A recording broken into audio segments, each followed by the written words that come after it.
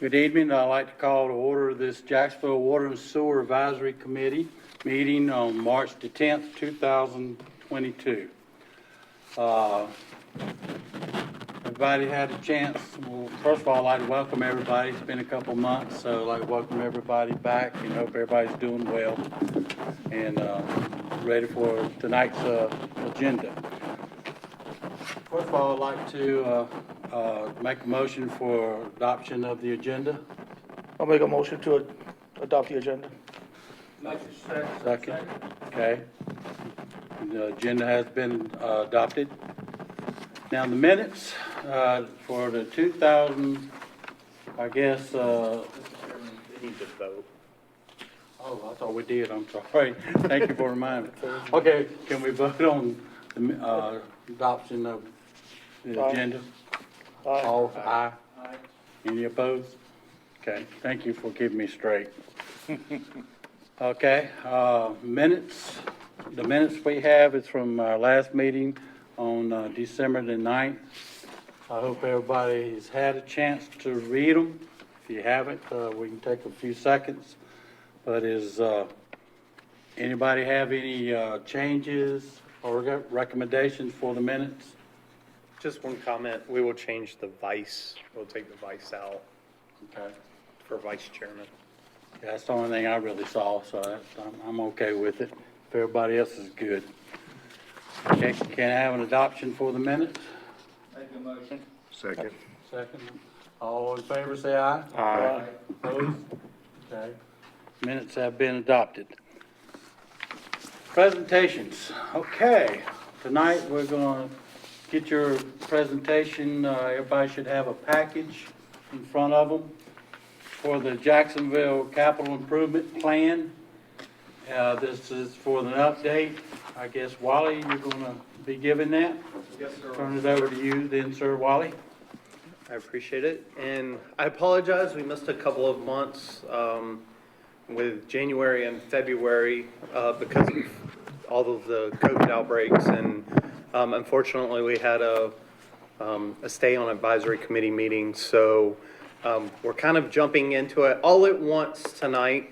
If you'll recall at your December meeting, we talked about the water and sewer capital projects that we are currently working on, and we gave you an update of those projects and where those stand. Tonight, I apologize. It's going to be a fairly lengthy discussion. We're going to try to discuss the entire capital improvement plan all tonight. We will really focus on the first year, which will be fiscal year 2023 of the capital improvement plan. The reason we're going to focus on 2023 primarily is that those are really the only projects that are funded. The capital improvement plan is a 10-year plan. It's adopted with the budget when council reviews the budget. So it is adopted with the budget, but only the FY23 projects are funded as part of the budget. So the rest of the, so you kind of have what we call the execution year for FY23, and then the rest of the projects are really planning projects. And ideally what happens is as you move through your plan, you adjust those. Obviously the projects that are closer in the window, you know, FY24, 25, we have a pretty good idea of those projects, maybe the first 4 or 5 years. You know, the out years, we know those are projects that we've identified that we will need, but timelines adjust a little more as we're moving through the plan. So there may be something in this plan that we've moved out a year or two, and that may be because of development pressure or something else takes a higher priority because we recognize that we work with limited funds. So we try to fiscally constrain the capital improvement plan. But like I said, we normally do this over multiple Water and Sewer Advisory Committee meetings. We typically do this over about 3 or 4 meetings. We bring you an update of the current projects, which we did that in December. And then January and February, we kind of bite off chunks of the plan. But because we lost those 2 months, we kind of have to do everything tonight. And the other thing driving our timeline is I think everybody's aware of the election cycle being pushed back for consensus data or lack of consensus data being released and the redrawing of the ward maps. So the election is actually in May, I believe, which the challenge there is we have to have an adopted budget by July 1st. So this council is going to try to go ahead and get the budget adopted in May, which moves everything up a little bit or compresses the schedule a little bit. So we need to try to get as much done tonight as possible because we will be taking the capital improvement plan either to the third week or the fourth week in March to City Council for their initial review. And we typically try to have support from this board when we do that. So we would like to do that. If we can't get there tonight, we can come back in April, but just know that council will probably have already seen it by the time that we reconvene. It doesn't mean that it's final once they see it. It is a draft. If they don't like a certain project or they feel we need to move a project up or back or some other impact like on rates or something like that, then they can be adjusted. But typically we try to have this board's support and then take it to City Council as a draft document. So that's what we're going to try to do tonight. It might be a lofty goal. I will try not to talk as long as I did in the preamble. But with that, the good thing is many of these projects you saw in December. So Randa and I are going to tag team this.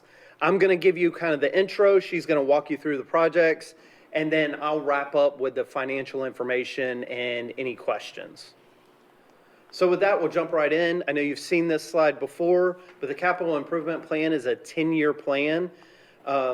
This year it will be FY 2023 through FY 2032. So that will cover the 10-year window.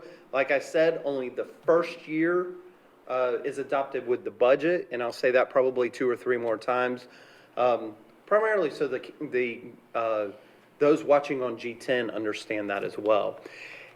This group is focused on water and sewer projects, but the capital improvement plan actually has everything from water and sewer to recreation to building improvements, parks improvements, the marina when we did it. So it covers all of the construction projects in the city.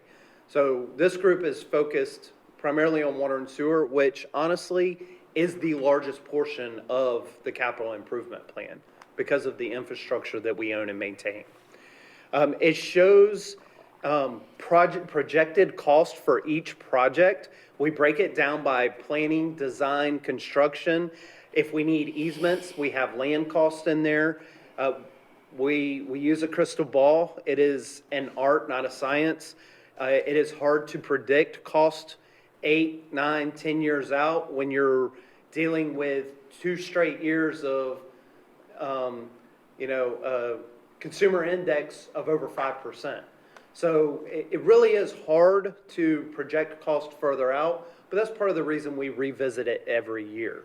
And we do our best. We do try to be conservative in our estimates, but not too conservative because that is what our rates are based on. So our rates use our capital improvement plan, our operation and maintenance expenses, and that's what we use to generate our water and sewer rates and our system development fees. So while we want to be as accurate as possible. It identifies funding sources.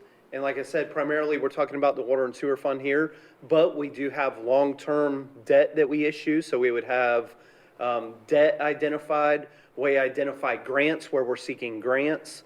And then where we're cash funding projects out of our fund balance. So I identify the funding sources. And then we evaluate and schedule those projects. So obviously the more important projects are earlier in the window. And like you'll see, every year we call them pop-up projects. We end up adding projects because, as you know, in the water and sewer industry, things fail that are unexpected. And we have to either, if we can't go in and make repairs, we have to go in and replace. Or if we've been in the same area 3 or 4 times repairing, we know we need to replace. So that's how we prioritize our projects. To be a capital improvement project, it's got to be more than $50,000 and typically take longer than 12 months to complete. And anybody familiar with construction, by the time you design something and construct it, it takes every bit of 12 months. Sometimes it may take 5 years. Just depends on the size of the project. And then it has to have a useful life of more than 5 years. So, pipes that we put in the ground typically have a useful planning life of 40 to 50 years. A pump station we plan on 20 years. A well we plan on 20 years. That doesn't mean we won't have repairs along those 20 years, but that's the useful plan life for that. In prioritizing our projects, I mentioned that we use our repairs to kind of concentrate. Admittedly, it's a reuse of the graphic. So you've seen the graphic before, but we did update the numbers. You can see that we had a lot of water service repairs where we go out and we have to repair between the water main and the water meter. That is the city's responsibility. So you can see that we've repaired 304. What I will say is if you go back and look at last year's presentation, it was north of 160, so a significant increase. But admittedly, we did a special project in a neighborhood to go in and replace every service along a street that we were repaving so that we didn't have to come back later and do it and tear up a brand new street because the services were bad in that area. So that's one of the reasons for the elevated numbers in water service repairs. And because we don't have a replacement, we just call it a water service. So those all rolled in with our replacements and tracking. We had 35 water main repairs. Those are typically major repairs. Our in-house staff makes repairs up to about 5 feet deep. Once you get past 5 feet, you kind of exceed what our in-house capabilities are, and we have to bring somebody in to do that. The good thing with water mains, most of those have 3-foot minimum cover. So if you figure, we do have some larger mains, but most of our mains are 6, 8, or 12 inch. A 3-foot cover, 12-inch pipe, we can do that within 5 feet. However, there are some repairs that just exceed our capabilities. One example is we just had one recently in Williams Farm. It was right in the intersection. A T broke off where 2 12-inch mains tie together, and we didn't have the equipment to be able to handle that, and it happened in the middle of the night. So we had to bring a contractor in on emergency repair and repair that. So those are costly repairs when it happens. It doesn't happen very often. And then we went out and replaced turnoff valves at the meters. We do that for water metering. We do have a project working with them where they're doing some of that on their own as well. And then we did 38 meter installs and 5 valve replacements, or repairs, sorry. On the sewer side, that was all on the water side. On the sewer side, we had 60 sewer services that we had to go out and repair. Again, that's between the main and the clean out. Typically, for those watching on G10, most houses have a 4-inch circle. Some of them are a plastic cap. Some of them are a brass cap right in front of their house. If they've got a sidewalk in front of the house, typically it's between the sidewalk and the back of the curb. The city maintains from that to the street. From there up to the house is the homeowner's responsibility. We're not supposed to be on private property working on private infrastructure. So, or on private owned water or sewer or driveways or anything. So we only maintain that part which is in the right of way, but it has to have a clean out. So it would be from the clean out to the main is what the city maintains. We do track backups where it's backed up into a house, and that can be for a multitude of reasons. It can be root infiltration. It could be flushing things they shouldn't be flushing. It could be things building up in the pipe. So we go out and we clear those again from the clean out to the street. If it's above the clean out, we inform the homeowner that they have to get, a private company to come in and do it. And while I'm not advertising for anybody, Roto-Rooter's one that everybody sees driving around town. So, a private company like that handles the private side. And then we do it to avoid inflow and infiltration problems.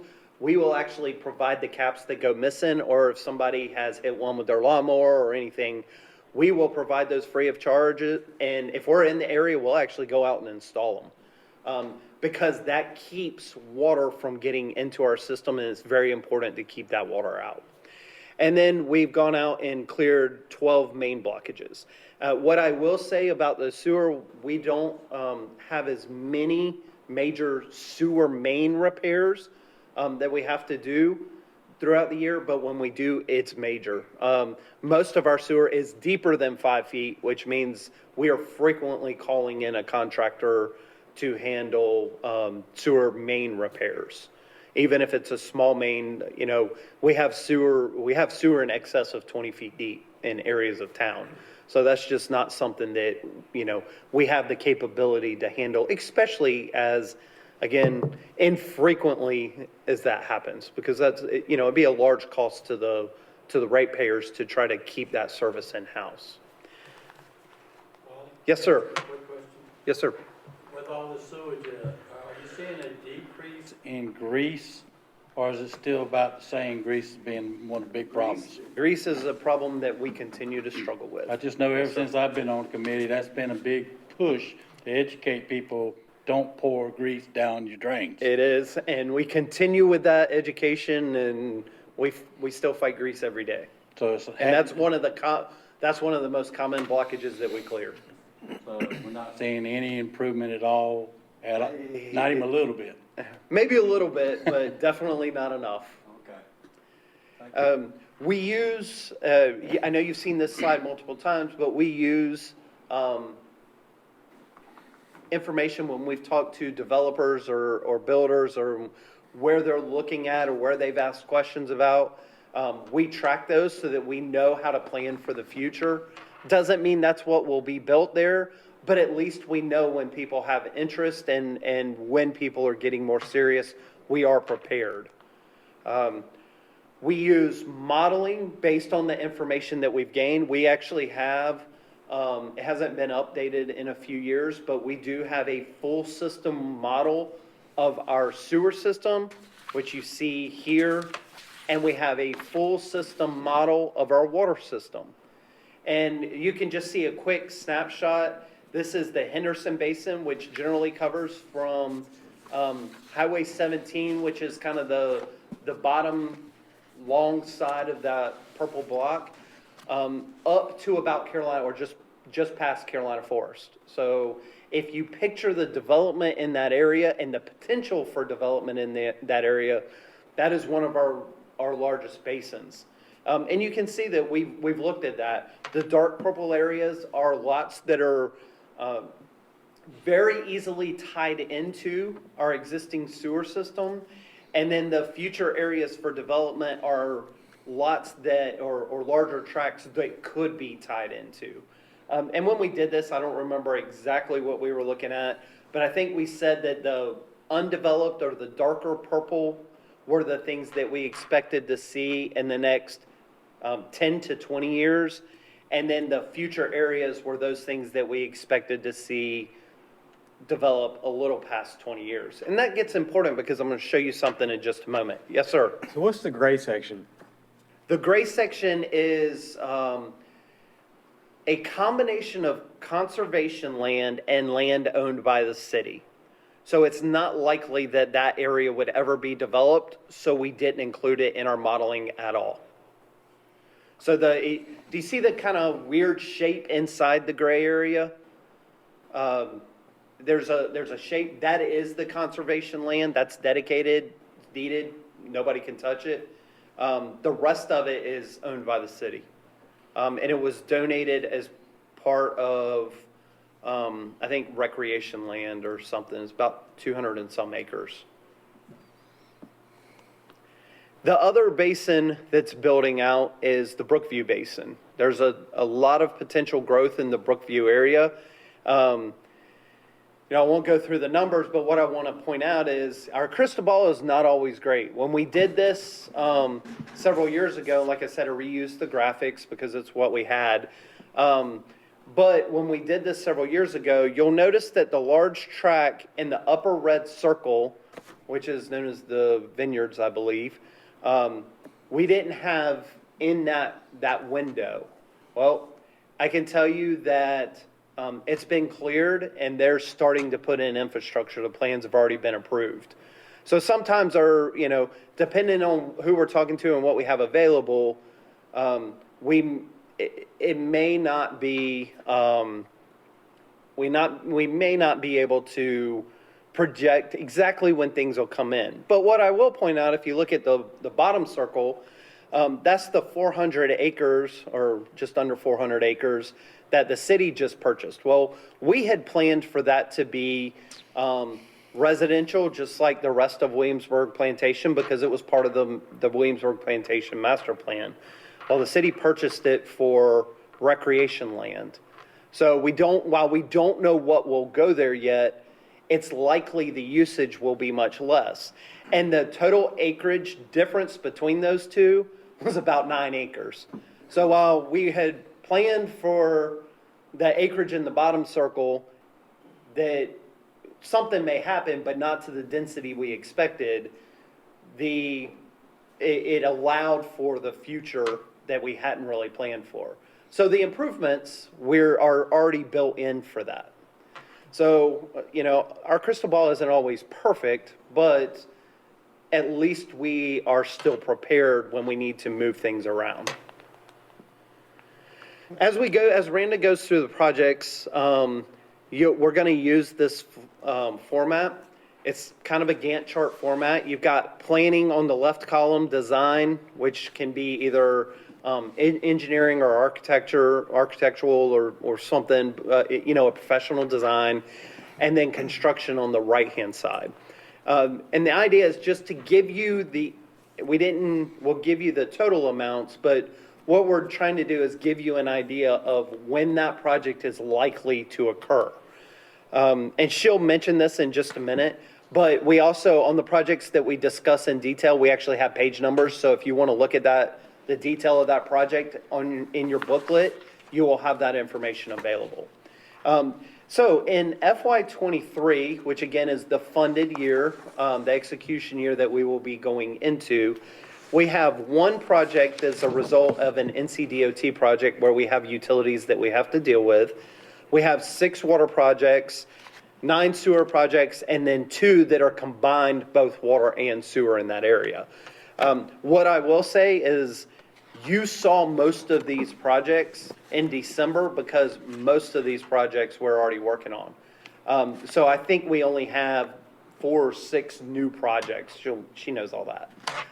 So there's not a lot of new projects. So she'll kind of gloss over the projects that are in progress, and then we'll discuss the future projects.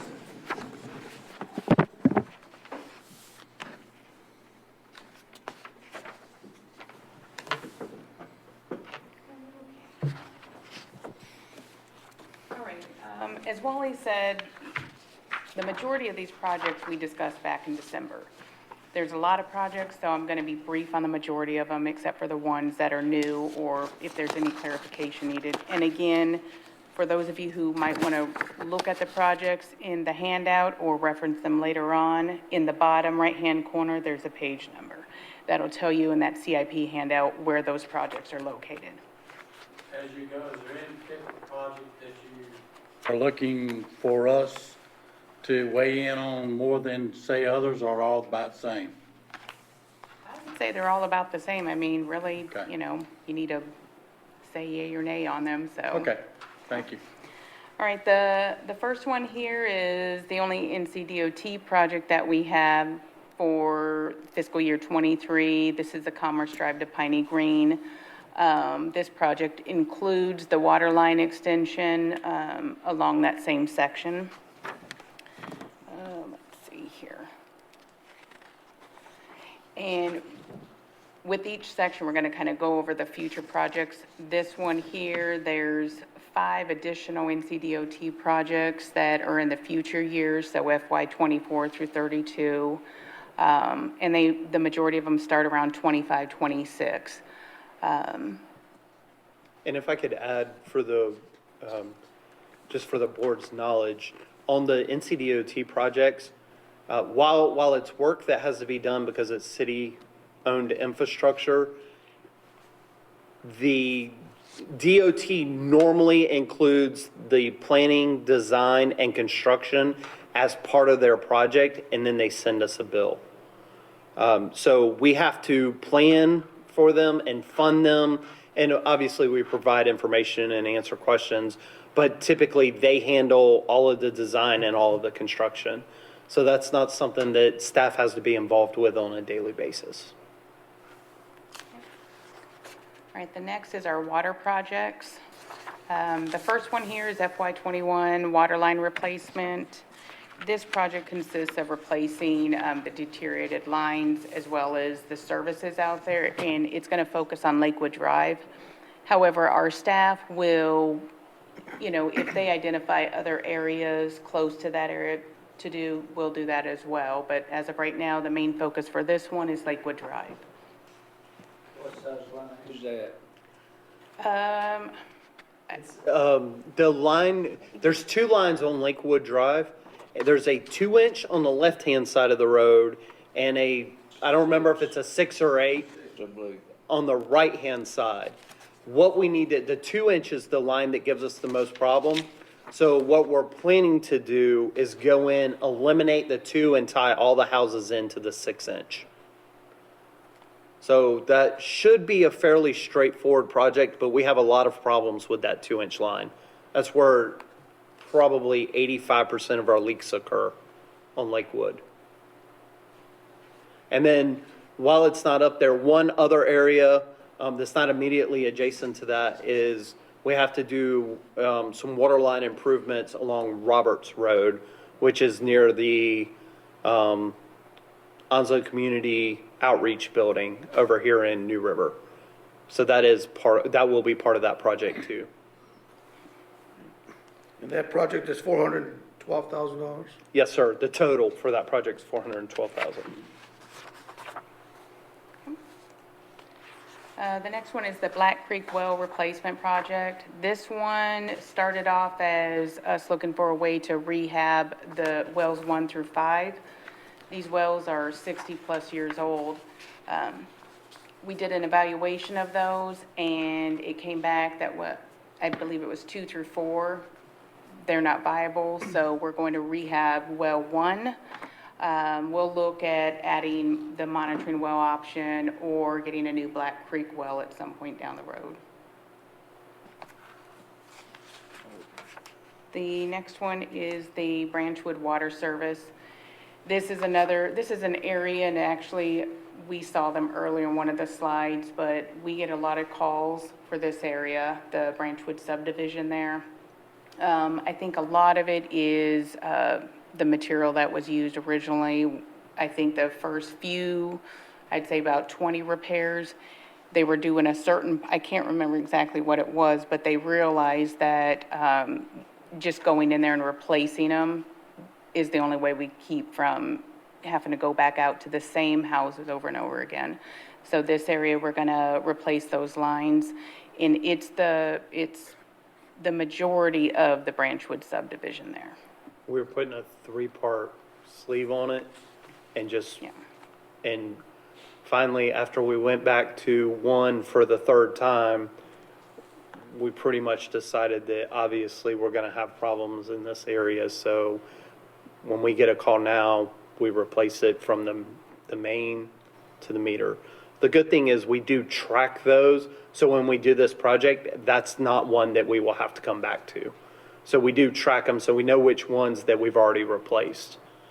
But it was all constructed about the same time, and we have a lot of problems in that area. Bryn Mawr water tank upgrade. This one, it's not functional at this point. It sits very low. We also need to replace it because of the commons tank. When we need to do maintenance and have to put that one down, this is the one that we would normally use, but with it not being functional, that's an issue. So we're gonna go in there and raise the tank, and I thought we were gonna add the booster. Yes, Yeah. so, we just did some initial planning and got some reports back. And basically, raising the water tank isn't an option, or not a cost feasible option. So we're going to go in, it would have to go up so high to be able to overcome the pressure from the commons tank. And it would just look out of place in that area.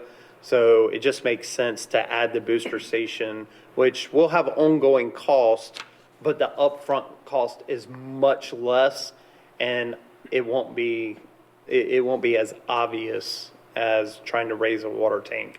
I don't remember, I think it was something, it had to go up something like 40 or 50 feet or something. I mean, it was major. So while those were two viable options that we were looking at, it just makes more sense to do the booster station. So that's what we'll be moving forward with. So is the tank itself okay? Need any refurbishment or? It's been maintained. It's part of our asset maintenance program. So it's in really good shape. We get a lot of revenue on it from our cellular leases. So, it really, at this point, we need to, if we're gonna have a water storage tank, we feel that it should be usable. So that should offset the amount of this cost from those cellular leases that you have? The cellular leases all go into, they all go into one account and go into the water and sewer account as revenue. We haven't slated that this will cover this, but it does offset. Because it's $360-some thousand a year, I believe, For, cellular leases, a total. yeah, closer to, like, now, this tank by itself, we're getting $9,750 a month, I think. There you go. fine. Yeah, that It's sounds good close to me. to- I mean, if we can make money off this Yeah. and replace close to it better the tanks, of course. Yes. Okay. Yeah. All right, thank you. The Gum Branch Central Chlorine project, this one really kind of came about, it's a safeguard because of all the new development going on in the surrounding areas there. So we're gonna renovate the building and add a scrubber system. Obviously, we want to try to keep incorporate all safeguards that we possibly can because it's chlorine gas, so. And as we see more and more development out there, that's obviously our priority. The bypass line cartridge filters. Right now, the degasifier mixing tank, it does not have a filter, so we get solids that will get in there. And this is a way to extend the life of the degasifier and mixing tank by getting the two filter cartridges out there, trying to keep those solids from getting in there. So really, it's about trying to keep it longer. And when we say solids, you're typically talking about sand. Sand. Because we have deep wells, and periodically, as you're pumping water from those wells, you can get sand infiltration. And it just moves along with the water. And what it does is it settles out in our mixing tank. So we want to try to catch that before it gets to our mixing tank. So the ones we just went over were what were in FY23. Our future projects are here. We have Commerce Memorial Water Line Replacement, Castle Hayne Water Supply Wells, a couple extensions, and the water plant odor control expansion. but they all range over the next 9 years after FY '23. And before you leave that slide, just a couple of comments on these. For example, the Drummer Kellum Waterline Extension, the US 17 Halltown Waterline Extension, and the Southwest Tank will all be, well, less the Southwest Tank, will be development driven. So that will be areas that, depending on how fast that area develops, you could see that move up in your CIP as you're talking some of those projects are out to FY 30, 31. If that area starts developing faster, we may have to move that project earlier in the capital improvement plan, or if development in that area is not as fast, then we would move it out. So we want to appropriately plan those. But if you think about those two areas, especially the Drummer Kellum and the US 17 Halltown, we're already out at North Marine Town Center with the Toyota dealership and some of the others. That is city limits. That is served by city water and sewer. So the city has started to head that way, which is why you see these in your capital improvement plan. And then the Southwest Tank is primarily pressure driven. We have pressure issues in the periodic pressure issues in the Yacht Road and 258 business area right there near Hickory. That's part of our system. It's kind of the furthest out. It's on the low pressure side of our system. The closest water tank that the city has is the downtown water tank. So, when you have major commercial stores like Walmart, Lowe's that require certain pressures for fire systems, fire suppression systems, or if you have multiple family apartment complexes or anything like that where you have multiple stories, we really see pressure challenges in that area. So that's one of those that with the Southwest Tank, we would look at improving pressure as much as adding capacity. So that would benefit both current residents and current ratepayers, as well as plan for future development. Okay, next is our sewer projects, and the first one is going to be the big one, the Western Regional Sewer System. We discussed it back in December, but we did receive, or will be receiving, $20 million as part of the ARP grant. The first process was to apply for that money. We did receive the letter of intent for funding from them. The next step is for them for NCDEQ to review the bid package. And, once we receive that approval, then we would move forward with starting the bid out, the first segment. And Is there, Mr. Lazaro, Senator Lazaro, was instrumental in getting that $20 million for the city for this project. So we greatly appreciate that. And what that does, we were going to fund this project with revenue bonds. So long-term debt through revenue bonds. So that's 20 million less that we'll have to issue debt for, and we don't have to repay back. So that's a significant savings in our capital improvement plan. The next one is the Holiday City Mobile Home Park.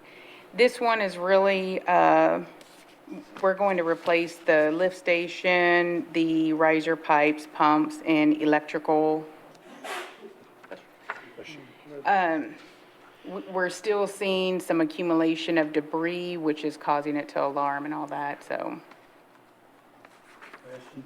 Yes. Yes, sir. That's been sore. Yes. Wow. Are they still not doing anything to their infrastructure, I'll say it in a minute, their pipes and stuff? Are they doing anything to help this? So, once again, that development has changed hands. So the prior owner actually went in and did a full I&I study and started implementing some of the areas that were identified. The city did some flow meter testing, and while it eliminated some, there's still I&I. And anytime, for those familiar with mobile home parks, mobile homes change out over time. And sometimes they'll take a single wide out and put a double wide in, or take two single wides out and put a double wide in, or take a older, smaller home and put one of the newer 14 by 70 or 80s that you can get now. And when that happens, the infrastructure that's there doesn't always line up. And it's private, so they have the right to go adjust their services wherever they need them. And in some cases, they may do a great job of getting them capped off. And in some cases, you could have one stubbed up under a trailer or just buried in the dirt that you don't even know about. I&I in this type of development is very common, but we still see I&I. And regardless of the I&I, that is a station that we do need to go ahead and replace. It is the only suction lift station that we still have. It is hard to get primed. We replaced the pumps. It's been probably 6 or 7 years ago now. The cabinets or the controllers are even older than that. And it is one of those, it is a very shallow wet well. So we have very little holding time. So I think that's one that we have to, if we don't respond within, I want to say it's an hour or so of a high alarm, it will overflow. So that's not only to respond, but that's to get there and make whatever repairs that are necessary before we have problems. So it's just not a lot of time. So this is one that, while there is still some I&I and we plan to address it with the new owners, this is one that we will need to replace, but we don't see the need to upgrade it. Talking with our maintenance staff, what they would like to see is a deeper wet well. And the benefit there is you have a longer holding time, and as as the wastewater rises, the pumps can actually run longer.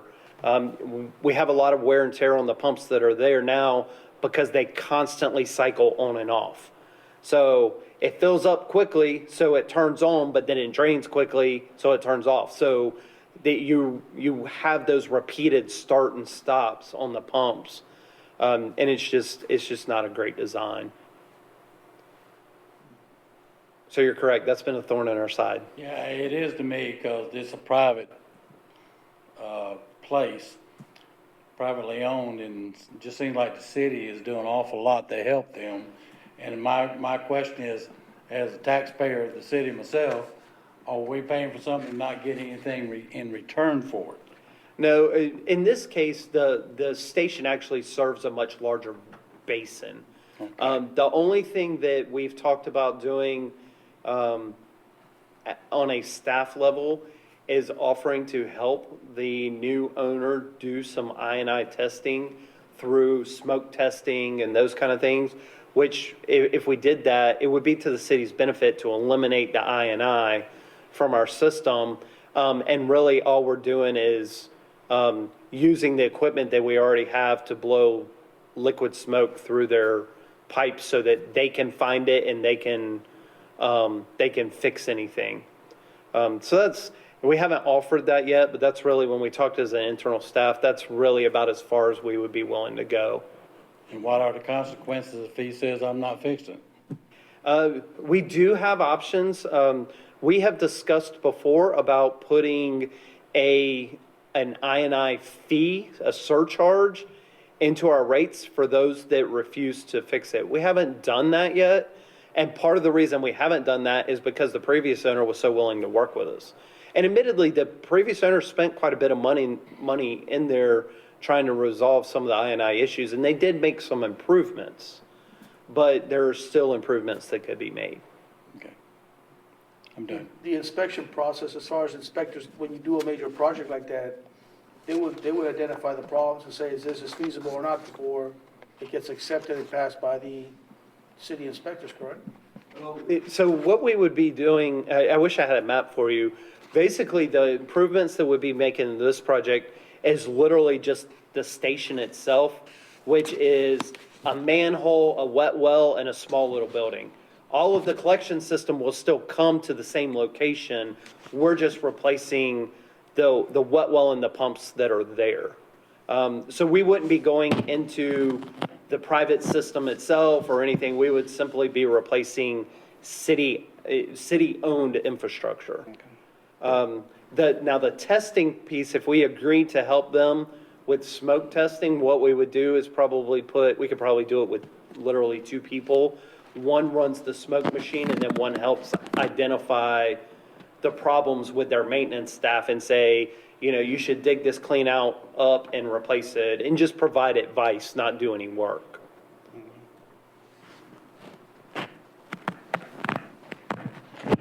Next is Ellis Pump Station. This is the pump station here, I think either during or right after Florence. This is a pump station that consistently floods. So we're looking at upgrading the electrical and biofilter systems and repairing the damage that was done during Florence and other floods as well. And City Council just awarded the construction for this project at Tuesday night's meeting.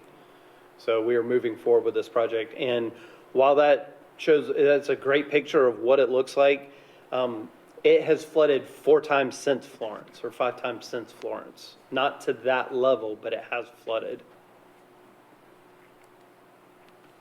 We also have the biofilter upgrades at Bryn Mawr. The current biofilter, it's reached its end of useful life, so we're going to replace it. Let's see here. And I can't remember the age of that one there. I think that one's dates back to the The late 50s? 70s, if Okay. I remember right. Okay. And it is actually the same design as the station you just saw, the Ellis station. When they were built, they were designed by the same company and built at the same time. So they used the same building design, the same biofilter design and everything. So the great thing is we're having to do the one at Ellis, and we received good pricing on that biofilter. So we're hoping we can turn that around and do the same thing at sorry, I just drew a blank, at Bryn Mawr, so that we can go ahead and replace that biofilter. So And right just- now, what our staff does, it changes air over, but it just doesn't do it fast enough. So if we go to spend time in that station, we actually open the doors and vent it before our staff ever goes in there. So it doesn't meet what it should for current standards.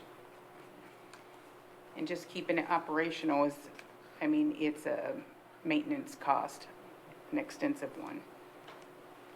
Little Creek Pump Station, this is due to more development, so we'll be constructing a pump station in Force Main. And this is one of those projects that is 100% development driven. So while the upfront is covered with user rates, it will be 100%, the cost will be 100% covered through our system development fee schedule. So over time, as this area builds, the system development fee will pay the ratepayers back. So this project is 100% growth driven. So with that, the system development fees cover the ratepayer fees cover the upfront costs, but it is paid back over time. And again, like the other developments I mentioned, this is one of those that they were going forward and then it kind of stalled, and we're not sure where that stands right now. So we will not do any work until we see those development plans come through and get submitted. So this could slide to 24? It absolutely could, yes, sir. Okay. Shoreline Drive lift station. This is an area that during high surge, it gets damaged, water covers the lift station, so we're looking at elevating, lifting it up and replacing the electrical controls out there as well. I think those were damaged during Florence, and then we've had some other issues since then. LTS Piping Improvements, this is a new project. In the picture here, it's showing what we have when the expansion occurred out there. Some of the piping infrastructure was above ground, and due to elements, we're seeing issues. The wind, it moves it, it's creating separation. So we want to get it in there and bury it and help alleviate the issues we're having right now with the separation. And before you leave that, just to give you an idea, when you turn on your water hose, the water hose moves. Well, while I'm sure it was an appropriate design and it probably saved us money in installation, when we kick on our pumps, these move slightly. And what we see is over time, they start to pull apart and we have leaks or we have ponding, which causes us problems with our permit. So what we've done is set aside some money to go in. There's really no design or anything that's required. Ideally, what we would do is just bring a small contract crew in and put them digging. We'd have to take an area out of service, but literally just digging and burying and, talking with our crews, even if we could get it, a foot or two deep in the ground, we might have to extend the whips a little bit to keep the sprinkler at the same height, but it would be a major improvement. And, we have to mow all of these laterals, and we mow them with a rotary head cutter on like a zero turn, on a Bobcat or something like that. So it's a big piece of equipment you're in a cage, so it gets hard to see when you have above ground infrastructure. And imagine all the weeds and stuff growing over this when it's, this picture was taken today, so it's winter and everything's dead. Imagine, the green grass a foot, 2 feet high, and trying to figure out where this infrastructure is as you maintain it. So admittedly, we cause some of our own problems just not being able to see it. So that's, the idea is we've put a little bit of money in. We're going to try. We don't think that will get all of the above ground buried, but we'll be able to see the improvement, and then we can decide whether we add more in a future year. And while this one looks fairly small, that's probably a 6-inch lateral. We actually have some 12-inch mains that run right across the ground too, and they're held in place with concrete weights. So it's, I think it's one of those that was probably a value engineered design when we did it because it was an expensive expansion project, but it's something that we're now having problems with that we need to come back and make improvements. All right, our Mill Avenue sewer replacement project, we have other projects similar to this, but we start to see what, either sinkholes or something where they want us to come in and replace the road or repave the road. However, we look at the infrastructure and see that we have separation, bellies, breaks, cracks. This is a clay pipe, so we're going to replace that. We'll also go in there and reestablish the services after we do that, and then we'll repave the road once the work is done. And Mill Avenue is downtown in one of the older sections. Our FY 22-23 I&I, this is our program. It's every 3 years. It's a year of identifying the issues, a year of designing, and then a year of the construction. Sometimes we go in there and do the CIPP, the cured in place pipe. Sometimes we go in there and remove and replace the pipe like what we were just looking at on Mill Avenue. But this is a great way for us to locate areas where we're seeing that I&I and get in there and do the repairs when we need them.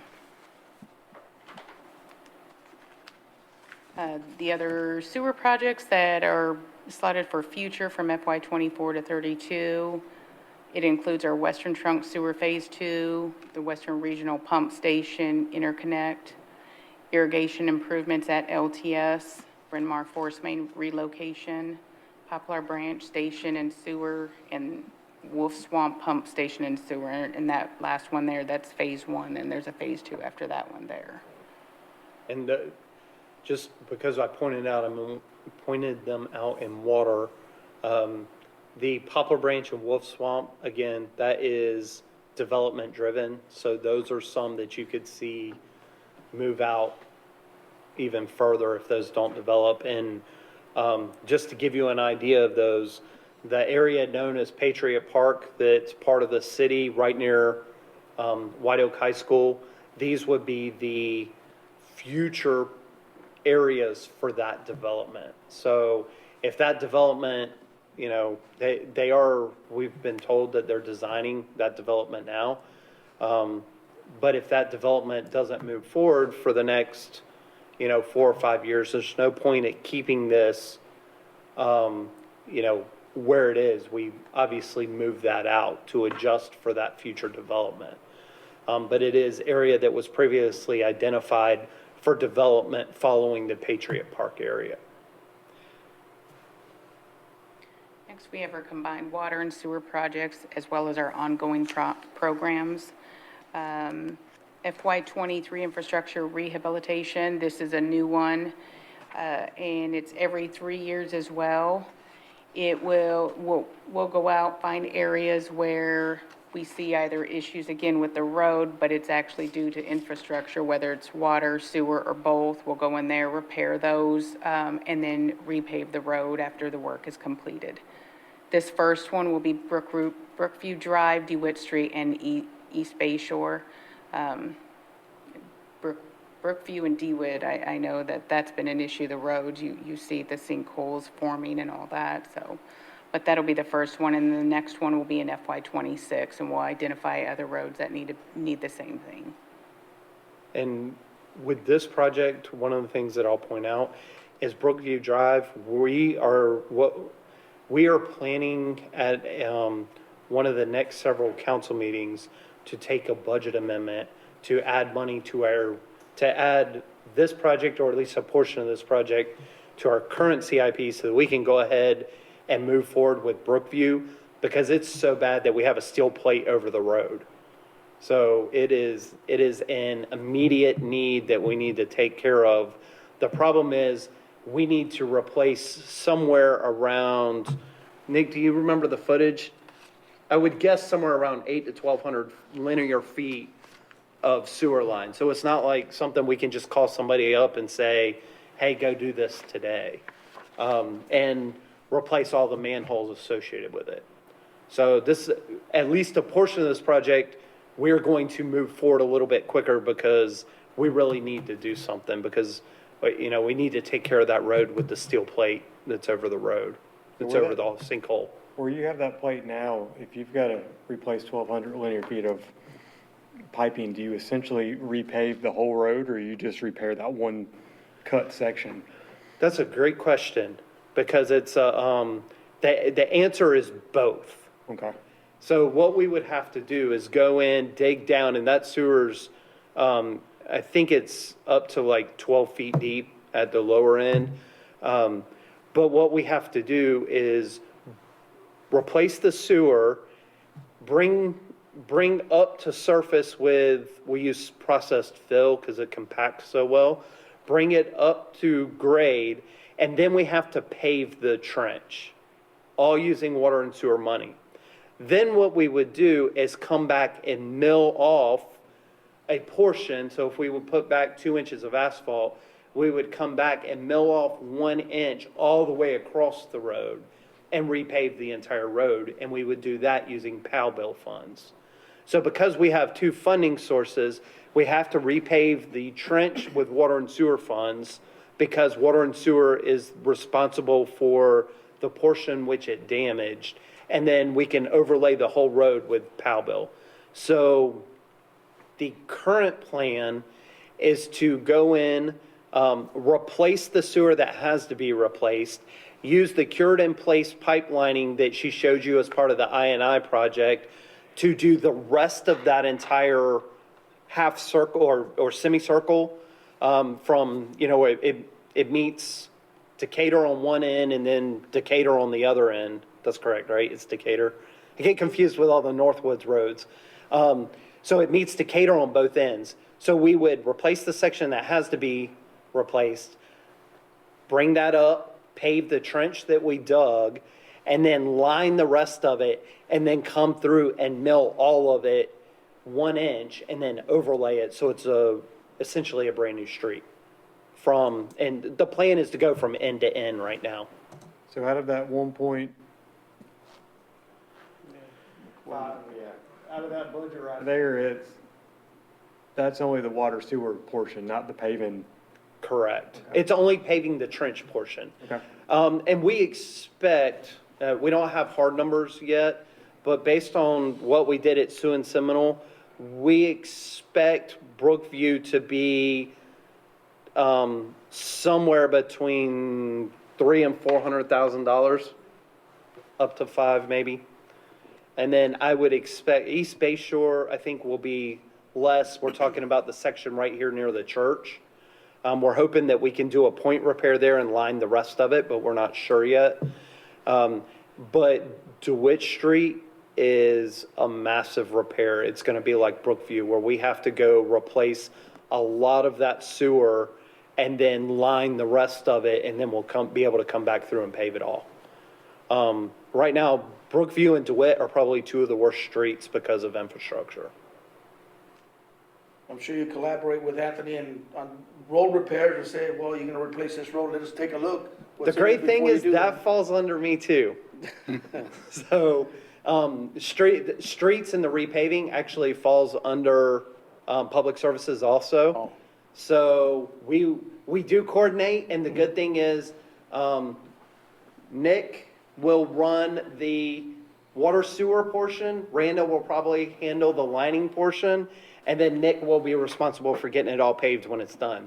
So you're looking at the two people that are going to be responsible for making sure it's coordinated and done. Get two things done at once, sure.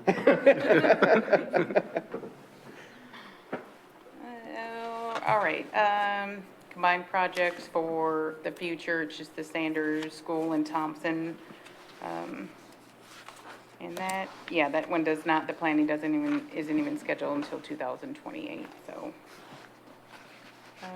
Ongoing programs, again, I mentioned the I&I, the one we just discussed, infrastructure rehabilitation. We also have the well house rehabilitation. We do those, is that every 2 years, I believe, and those we do design and construction the same year, and it's every 2 years we go out to different, rehab or replace different well houses, just depending on which ones are called out for that time. And sometimes those well house rehabilitations are fairly easy and straightforward. Sometimes they're more challenging. For the first, at least 4 that you see there, we expect that this is something that we probably will have to do for a period of time, and then we'll be able to take a break, and then we'll probably have to start again and do it. Because we have, the 4 that you see there were all constructed in the 60s. So they have things like lead-based paint. They may have asbestos included in them. So we do have hazardous materials that we may have to deal with in those. The great thing is you're really talking about a 15 by 15, in this case, mostly concrete block building with a roof, a wooden roof structure with shingles on it. And some of them may have a brick facade.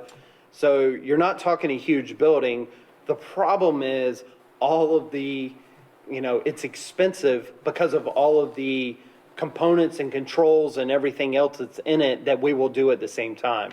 because most of the controllers and everything are updated. When we replace the pump, if we can continue to use the same motor controller, and it's, you know, it's good and it's viable, then we will continue to use it until it fails. So when you see a well house rehabilitation, that doesn't mean we're just going in and painting and doing, you know, roof work and that kind of stuff. We will also go in and replace cabinetry and components that need to be done. So there's a, you know, kind of a constant programmed in there, but if we're able to do one for much cheaper or get two done at the same time within the money that we have, then we'll be able to save money on a future project. So those are kind of programmed in with some best guesses at what it would cost to redo everything. And then you know, we've kind of planned for worst case there. And then, you know, again, the idea is we prefer to save money if we can, so we will only do the components of that project that are absolutely necessary. And can you go back one? I'm sorry. Just to point out, the infrastructure and rehabilitation project, that program is fairly new. Actually, it is new. We added it this year. And we did that because we are seeing, following Hurricane Florence, we saw a lot of areas within some roadways where dips started to begin as a result of the underlying infrastructure. And while paving is important and that's what everybody sees, it doesn't do us, you know, it doesn't do our ratepayers any good to go spend money to pave to come back to repair something that we know was a problem before we paved. Don't get me wrong, we have an example like Maple Street for anybody that's driven down it. We repaved that whole section of roadway, and immediately upon us finishing, I think within like 72 hours, we had a water main break, and it was on the water main, and we had to go in and dig down to that water main. Now, whether, you know, the milling or the compacting of the asphalt finally broke something loose or weakened something so that when it got cold it broke, I can't answer. But what I can say is we did evaluate it. We had no problems before we paved. So unfortunately, inevitably, that does happen, but we do our best to avoid it. So the projects that you see in this infrastructure rehabilitation is really to go in and take care of some of those problem sewers like Brookview, DeWitt, Seminole, Sioux, East Bay Shore. There's a couple, Mill, Warlick has some. So, you know, we have these areas that we need to go address, but we can't just go repave. You know, the road can be really bad because the road's really bad and we need to repave it, or the road can be really bad, but largely because of the infrastructure underneath. So we need to repair the infrastructure before we repave. So that's what these projects are geared toward. All right, and then just to summarize, these are all of the water and sewer projects that are in the entire CIP for FY 23 through 32. And that's the 6 Ncdot, 17 water projects, 18 sewer, and 7 combined. And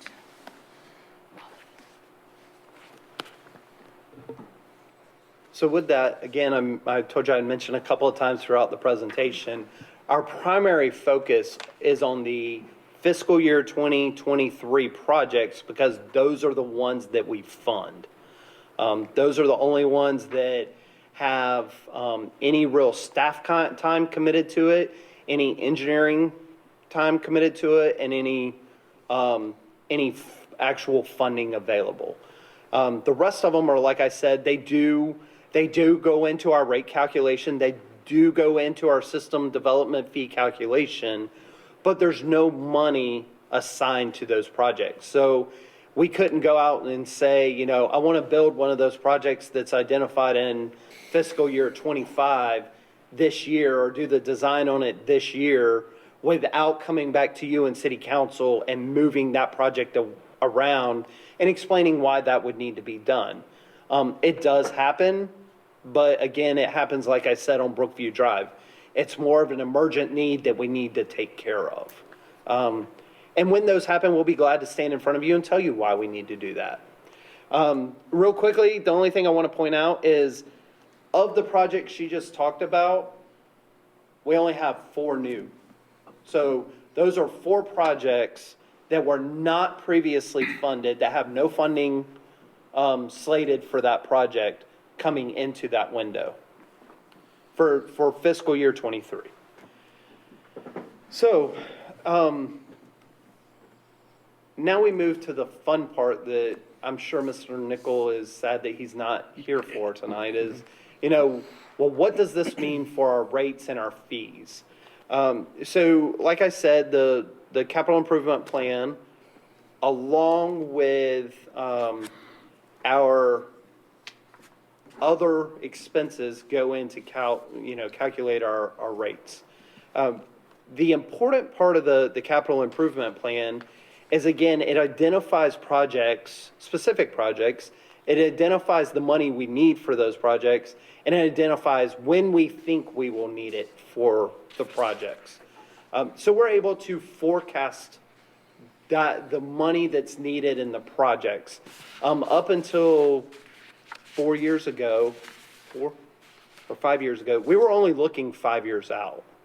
And I can tell you that I was here when we did the first capital improvement plan in 2007. Matter of fact, I did that one. So I've been involved with every capital improvement plan the city's done, because we only started in 2007, and we started, as a staff, we decided that we needed something that planned for the future.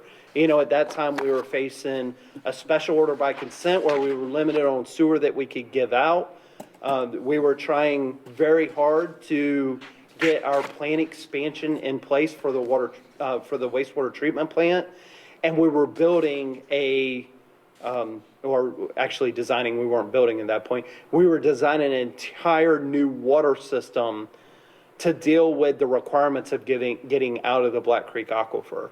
And as a staff, we sat down and we identified that, we need to start looking forward. We're not doing a good enough job of looking forward. And what I'll happily say is we've taken that from kind of a sky limit where we were saying we think we need these things with no real plans to back them up, to a point now where we have a wastewater master plan that we've updated 3 or 4 times. We have a full water model. We have a full wastewater model.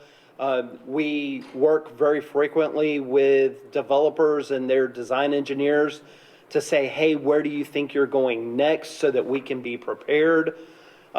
Because those things are important. On top of that, we recognize that we also have to protect our current infrastructure for the residents that we have now. So it's not all about looking at just growth. It's looking at the age of our infrastructure, the deterioration, making sure that we provide high quality water and good wastewater service, and meeting those high expectations from our customers. And so we use the capital improvement plan to do that. And about 4 years ago, the state legislature put a requirement in place that if you're going to charge system development fees, that you had to have a 10-year plan. The good thing is we had already started looking into the future past the 5 years, and really when we went to the 10 years, all we did was expanded our program, the program that we maintain all of our projects in. We just expanded the window, and those projects automatically populated. And then it was just deciding where do they appropriately fit. So we are at a 10-year plan. We're pretty comfortable with our 10-year plan. It's not like some places where you see a project in next year and for some reason 2 years down the road it's not there anymore. It's pretty consistent. Projects that you see coming into the window or into the execution year are projects that have largely been planned, because we try to do a good job of looking several years out and making sure that the projects that we have are still needed and relevant. And then we do move them as necessary. But we have very few that we just say, you know what, that project is not needed anymore, so we're not going to do it. We also use our revenue, our anticipated revenue, to look at what our rates would be, and we got these updated today. We have 18,506 water customers, 17,711 sewer customers, and I know that there's somebody out there thinking, wait, those two things don't add up. If you have water, don't you have to have sewer? Well, we actually provide water service to areas that are not inside city limits. For one reason or another, a great example is Rock Creek. Back when Rock Creek was originally constructed, the city negotiated an agreement to have multiple wells, and the Gum Branch Central pump station located as part of the Rock Creek development. And as such, the city's agreement was to provide water service to Rock Creek. We have some others that are like that. And for those that are outside, other than Rock Creek, because like I said, there's a specific agreement that was worked out when it was developed, but the others where we have one or two small subdivisions that are served, there's one or two off of 258 where they couldn't very easily tie into the county system at the time. So they tied into our system because we were there and closer. Those people pay double rates because they don't live in city limits. So if for some of those, they actually pay a higher rate than you or I that live in city limits. We also get revenue from system development fees. Like I said, if a project, and if you look at your sheet and you find a project that has underneath of it, it says, is this growth related? It can have a no or a yes. And then it says right under that, it says, is it service related? It can have a no or a yes. So if you have something, for example, if you'll turn to page, hold on just a second. If you'll turn to page 27, that's the US 17 Halltown Road. It just happened to be the first one I see that had a yes in both. That project is both growth related and service related. The reason that project is partially service related is because it will improve pressure in the that Piney Green corridor area that's part of the city already. But if it says, if you see a yes in there as part of growth related, it goes to our system development fee calculation.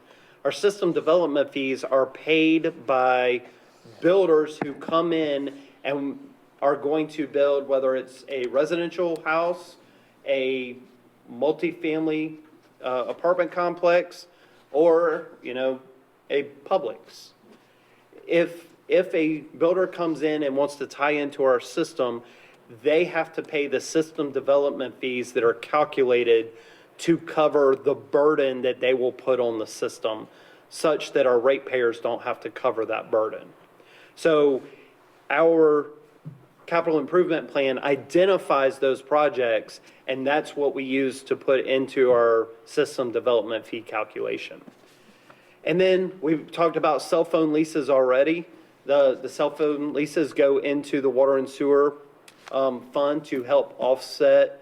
Like I said, they don't go in and say, oh, it's going to offset this project or this project, but they do go in to offset the overall cost to ratepayers. So that revenue is calculated in so that we can help offset the cost to the individual ratepayers. And that's where that calculation comes in.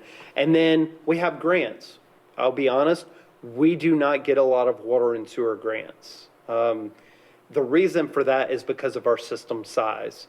The smaller systems like a Maysville or a Pollocksville, there are a lot of grants out there to help smaller municipalities and smaller water systems because it's much harder for them to gain revenue through rates.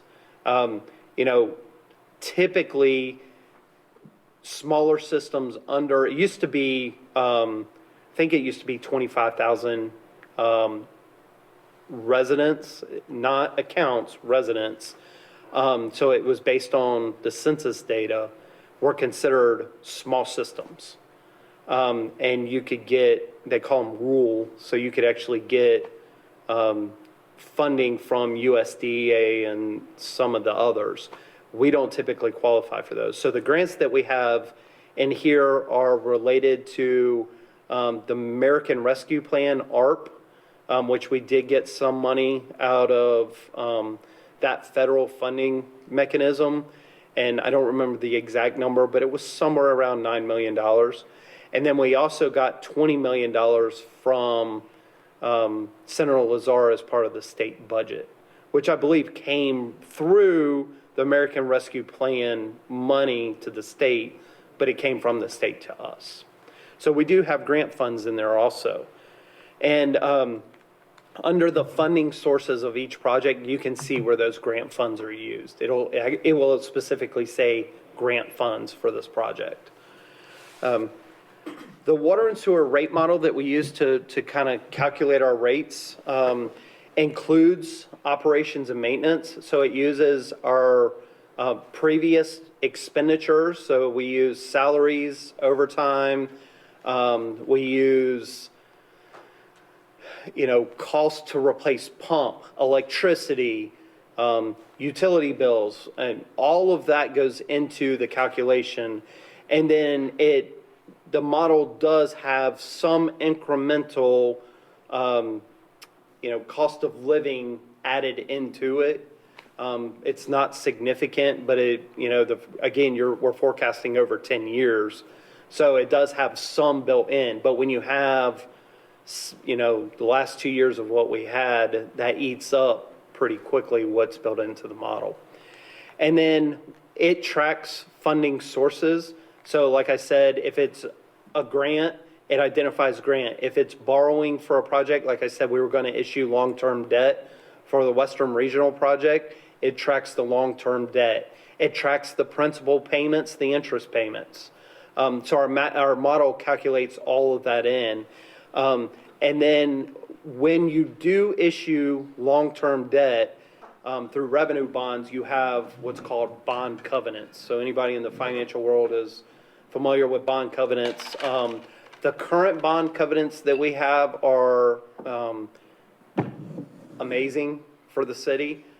It literally is a 1-to-1 or a 1.2-to-1 bond coverage. So basically, we have to have 100 to 120%, I don't remember which one it is, but both are very good, of our rate cover our debt and our operating expense. So it's pretty typical to see bond coverage as high as 1.5 or 1.6, but ours is right near 1. So our current bond coverage is very easy to meet. And the challenge with bond coverage and the reason that we pay so much attention to it is because if you don't make your bond coverage ratio, you don't meet that 1.2, if you don't meet that, then the governing body over the bond can step in and raise your rates regardless of how much money you have in your fund balance. So where we have a healthy fund balance to help cash fund projects, you could be sitting there, but if you don't meet your bond coverage, you could still have to raise rates, and they control how much you raise. So we pay specific attention to the debt service coverage. And our model identifies that. It says right what our debt service coverage is every year of the model. And then it forecasts the monthly bill, and it forecasts it out over the next 5 to 10 years. So I heard you say where does the FEMA money come from? So That- FEMA, That should help with all the Florence and all that. the only FEMA money that we received for water and sewer was for the Ellis pump station.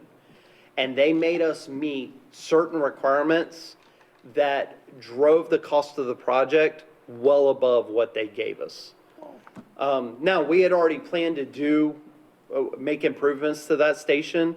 So the 360, I think it was 360 some $1,000 that they gave us was definitely a help, but they also made us meet higher requirements than we would have otherwise had to have met. So that's the only project that we were able to get, the only water and sewer project that we were able to get FEMA funding for.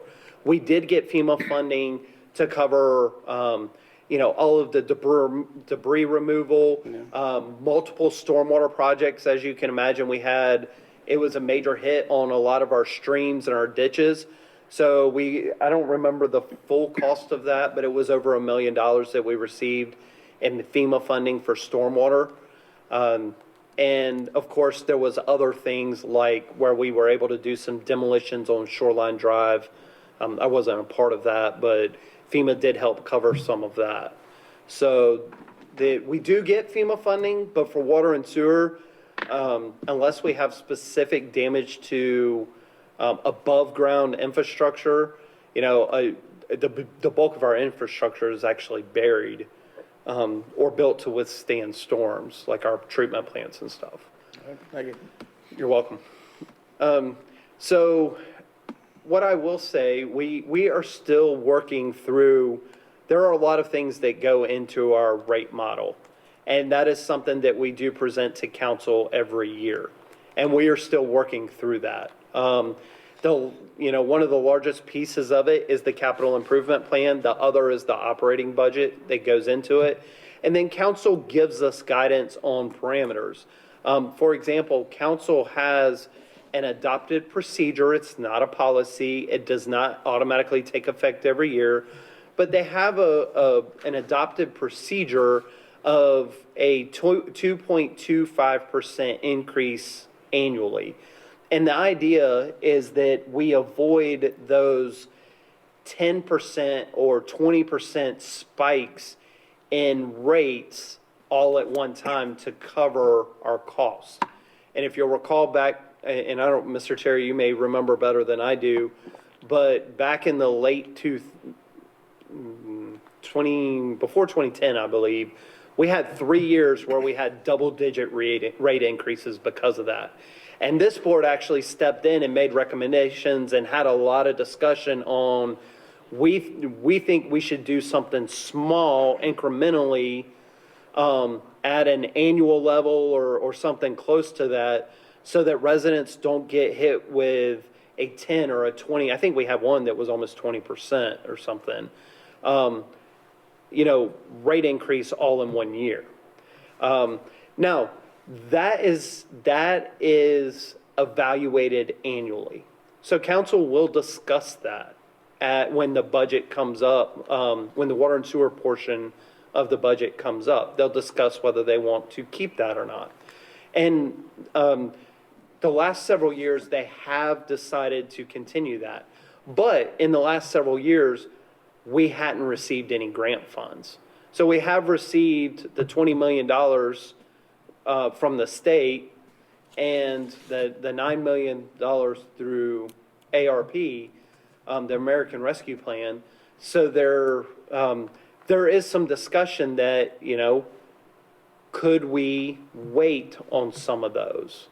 Could we revisit that, not include it this year and revisit it next year? So those are all things that they'll give us guidance on, and we will include in the model.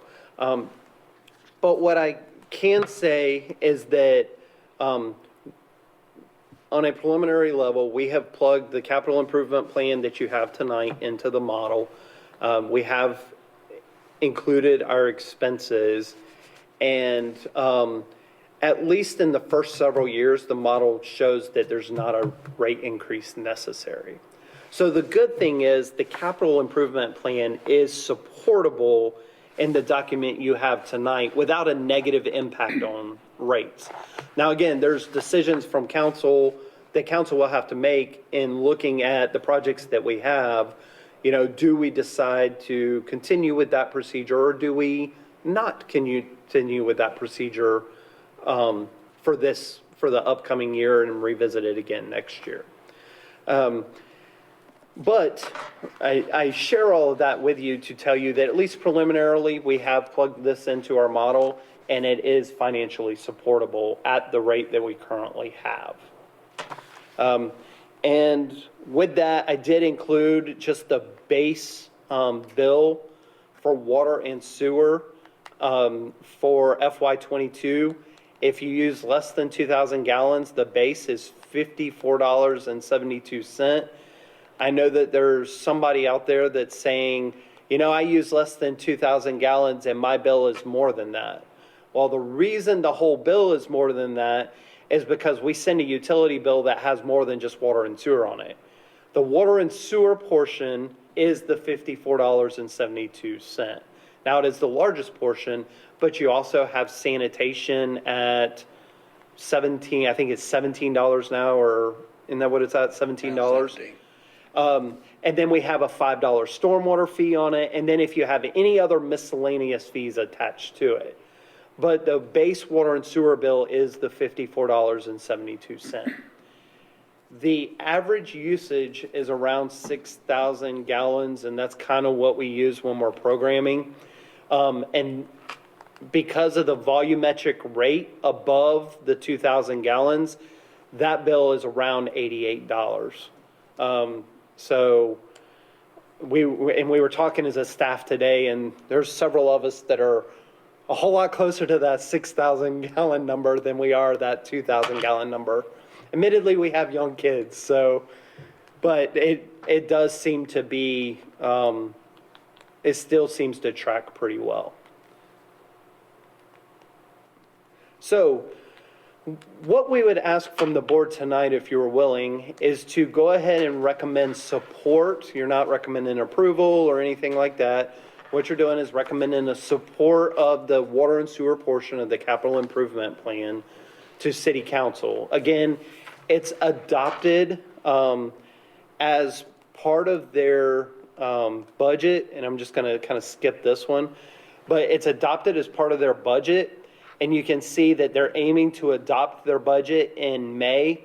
So the presentation to council will either go, we're going to try to get it there at the end of March, but it may slip into April. And then we'll continue doing the rate evaluation. And we may end up going to council a couple of times with various options. But what we're asking for tonight is a recommendation of support from the Water and Sewer Advisory Committee to City Council. Unless there's any other questions. No, I apologize for being long-winded. Actually, there is, because I'm going to open it up to anybody in the panel. If you have any questions, Randy, great presentation. Well, I appreciate it. You have any further discussions amongst members? Well, sir, the best thing I heard was that it's not going to affect the rates. That with all these projects that are going on, it's appreciated what you're doing with all this. But again, thinking as a consumer, keep the rates where they're at and continue rolling with this. I totally agree with that, sir. And I have to ask, how are we not increasing rates with the cost of materials and everything going so high? It's the highest it's ever been that I can remember, and builders on here know the cost. How are we not having to increase rates? Quite honestly, it's the $20 million we got from Senator Lazara.